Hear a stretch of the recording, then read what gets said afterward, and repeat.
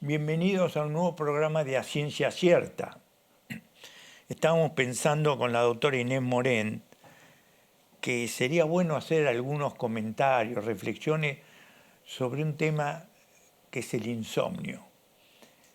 Hay una situación que muchas personas tienen, que es la dificultad para dormir. Entonces, me gustaría, Inés, que dijéramos qué es lo habitual. Después hiciéramos algunos comentarios sobre higiene para el insomnio y después si hay algunas medicaciones que pueden ser útiles. Bueno, el insomnio hay dos tipos, groseramente. Uno que es el que me cuesta conciliar, insomnio de conciliación, y está el otro que la persona se duerme rápidamente, se duerme bien, pero se despierta varias veces. Ese es el insomnio de fragmentación.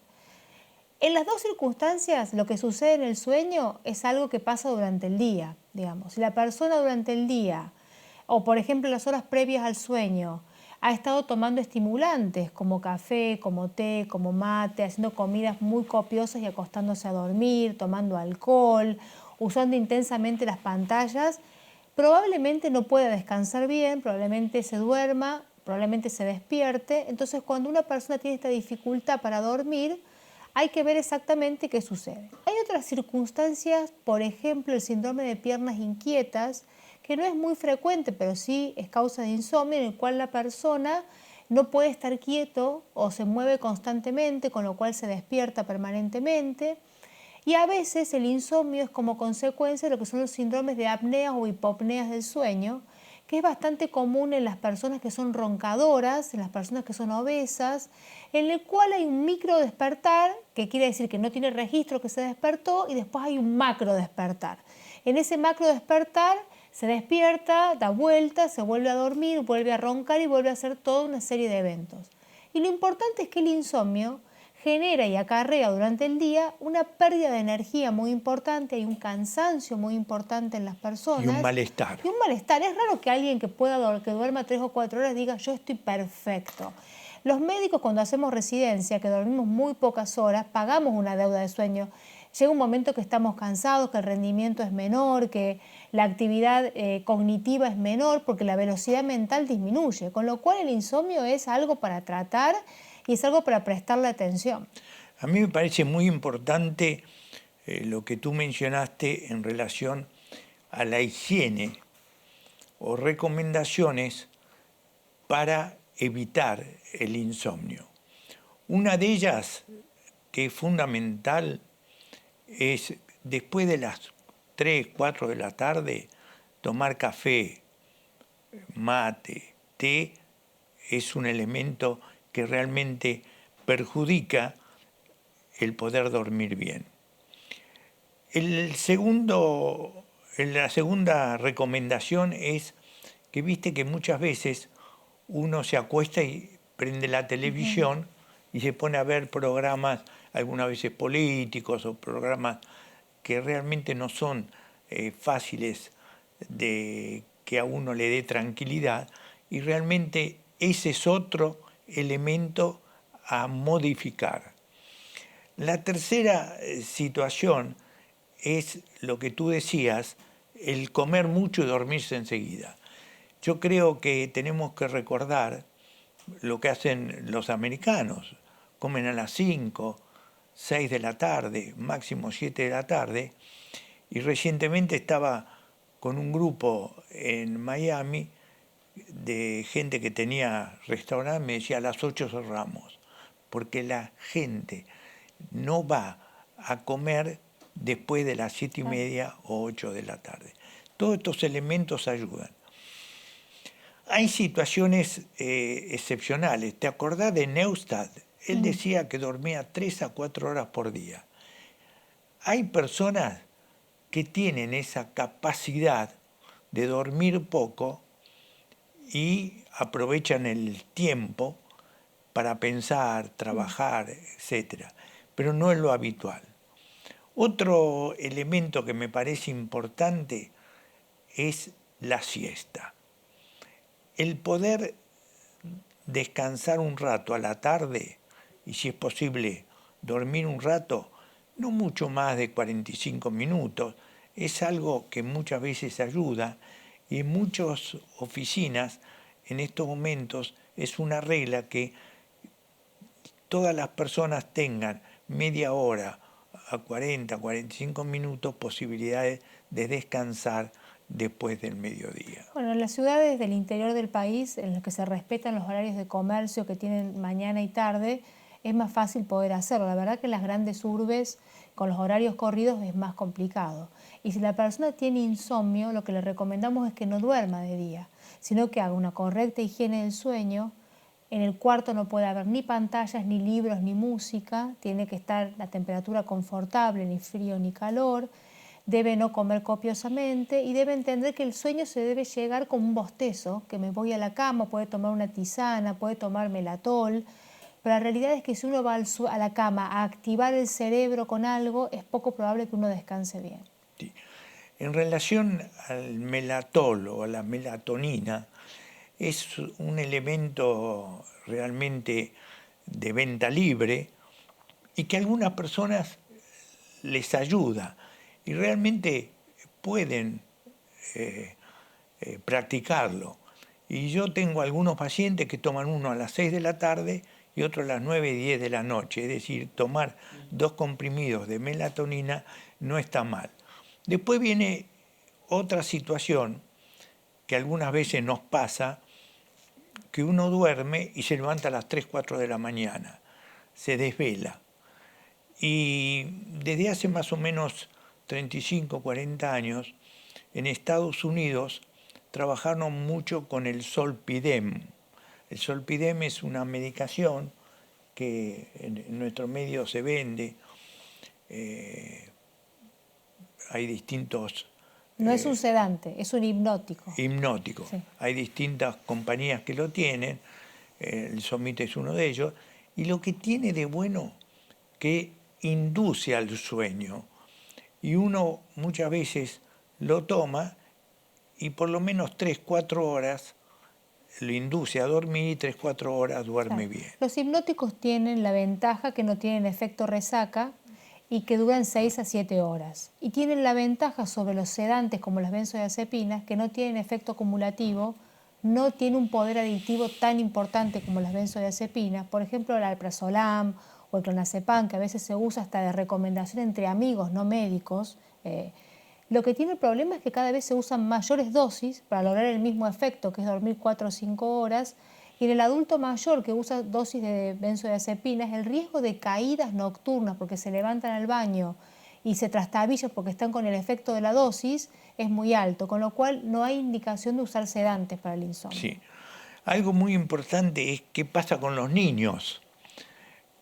Vos viste que los chicos, cuanto más chicos, más duermen. Pero hay un tema que es muy importante con los adolescentes. Los adolescentes hay que acostumbrarlos a que realmente duerman, porque muchos adolescentes en estos momentos con los teléfonos celulares y los teléfonos que utilizan mucho tiempo y realmente los desvela y les da trastornos del sueño y realmente eso hay que trabajarlo también para hacer una higiene del insomnio en esos chicos en la edad de la adolescencia. Así es, doctor. Sí, sí. Muy bien. En relación a otro tema, en relación al insomnio, es qué pasa con las personas que toman sedantes por indicaciones médicas mucho tiempo. Es que la realidad es que es muy raro que un médico indique un sedante durante mucho tiempo. A veces los sedantes, básicamente los ansiolíticos, se usan en circunstancias vitales de las personas. Por ejemplo, en el contexto de un duelo, de una separación, de un momento de una enfermedad. Pero es raro que un médico deje un sedante o un ansiolítico años y años. Son más las personas que tienen la costumbre de tomarlo que la indicación precisa de un médico. Sí, hay una medicación muy clásica, el Valium, ¿viste? Que uno lo toma muchas veces porque tiene contracturas es un... Pero no es de uso crónico, doctor. No. No son medicamentos de uso crónico. No, son situaciones especiales Claro. que uno puede llegar a tomarlo sin mayores dificultades. Entonces, me parece importante, mis queridos amigos, hacer la higiene del insomnio. Evitar el insomnio es importante, entonces, tratar a la noche de acostarse lejos de las comidas, de no ver televisión, entretenerse leyendo alguna revista o algún libro que le dé algún placer y tratar de evitar las cosas que realmente nos puedan poner de mal humor. Que nos irriten. Que nos irritan. Yo creo que con esas recomendaciones podemos nosotros evitar el insomnio y en situaciones especiales algunas medicaciones inductoras del sueño como el Zolpidem pueden ayudarnos. Queríamos con Inés hacer algunos comentarios, reflexiones sobre un tema que es muy frecuente, que es la automedicación. Hay personas que realmente se automedican, entonces queríamos hacer una profilaxis o higiene o prevención de la automedicación. Por ejemplo, hay una situación que es muy frecuente, muy común, que es el resfrío. El resfrío, hay más de 200 virus distintos que pueden dar el resfrío. El resfrío dura una semana. El tratamiento es sintomático, no hay que hacer nada, y si alguna vez uno está muy molesto, puede utilizar algunas medicaciones que realmente son algunas veces antitérmicos, antiinflamatorios, pero en dosis muy bajas. ¿Cuál es la automedicación más frecuente que uno ve? La más común son el consumo de antiinflamatorios y analgésicos, digamos incluso de compra de venta libre o que las personas se recomiendan entre sí, con lo cual, de hecho, por ejemplo, cuando uno tiene un paciente que tiene alguna dificultad en los riñones, la pregunta que le hacemos es si toma analgésicos o antiinflamatorios, y a veces el consumo banal de estas sustancias genera daño renal. Consumo banal le llamamos a que la persona tiene cualquier molestia y consume un antiinflamatorio, un analgésico, con una muy baja tolerancia a la incomodidad. Me duele la rodilla, me duele el hombro, me molesta tal cosa, tengo mocos, tomo esto. Entonces, por ahí en la semana, la persona está tomando 7, por ejemplo, comprimidos de un analgésico, de un antiinflamatorio, que al cabo de un mes es casi tomar 20 comprimidos y así va sumando todos los meses, con lo cual tienen más riesgos de sangrados porque provocan dificultades en la coagulación, hay daño renal. Y la realidad es que algo que lo vemos muy comúnmente eso. Sí, lo que es importante, mis queridos amigos, que cuando uno tiene un cuadro infeccioso, un cuadro febril, no se automedique, porque una de las causas más importantes que hemos visto últimamente es que hay una resistencia cada vez mayor de gérmenes habitualmente muy sensibles o fácil de manejar por el uso de antibióticos que uno los toma, dice, porque tengo un poco de tos, un poco de catarro, me voy a tomar una semana de amoxicilina o penicilina y realmente no es útil ese tipo de situaciones. Incluso, lamentablemente, a veces, dentro de lo que es la prescripción médica, incluso, doctor, se están usando drogas de última generación, como la levofloxacina, para tratar infecciones que no requieren medicamentos de tanto amplio espectro, ¿no? Entonces, también de parte nuestra, cuando indiquemos antibióticos, indicar los adecuados. Sí. Por ejemplo, hay 2 o 3 situaciones muy interesantes en relación a los problemas que uno puede tener y cómo manejarlo. La diarrea. La diarrea es una situación que en general se autolimitan y no es conveniente utilizar antibióticos o medicaciones para la diarrea, sino hacer la consulta médica si fuera necesario y fundamentalmente manejarnos sabiendo que la mayoría de las veces se autolimitan. Hay una sola situación que nos preocupa con la diarrea, que es la diarrea con sangre, sobre todo en los chicos, que en esos casos nosotros estamos necesitados de preguntar si orinan o no orinan, porque diarrea con sangre, con trastornos al orinar, puede ser un síndrome urémico hemolítico, que es otra situación excepcional, pero que algunas veces ocurre. El otro tema es las personas que suelen tener infecciones urinarias. Muchas veces uno tiene infecciones urinarias, sobre todo en la mujer, 25% de las mujeres lo tienen, y se automedican. Lo que es importante cuando tienen un nuevo episodio de infección urinaria, hacerse un urocultivo, un cultivo de la orina, y consultar al médico qué medicación tomar, sin muchas veces esperar los resultados de acuerdo a lo que estuvieron tomando previamente, pero siempre con la consulta médica y que muchas veces telefónicamente se pueden solucionar. Quiere decir que hay situaciones como estas que podemos evitar el uso de antibióticos en una forma abundante o importante que crea resistencia. Así es. Bueno, Estados Unidos tiene ahora un problema bastante serio con el consumo de opioides, que son analgésicos que tienen componentes derivados del opio, de la morfina, porque tiene una gran epidemia de personas jóvenes que mueren por sobredosis. Y eso tiene que ver también, si bien Estados Unidos tiene más cercado todo lo que es la venta de medicamentos, hay algunos medicamentos de venta libre, incluso se compran en el mercado negro en Estados Unidos, y tiene que ver con el consumo de analgésicos asociados a derivados de la morfina, que en nuestro país también lo estamos viendo, porque se usan como a veces recreacionales. Sí.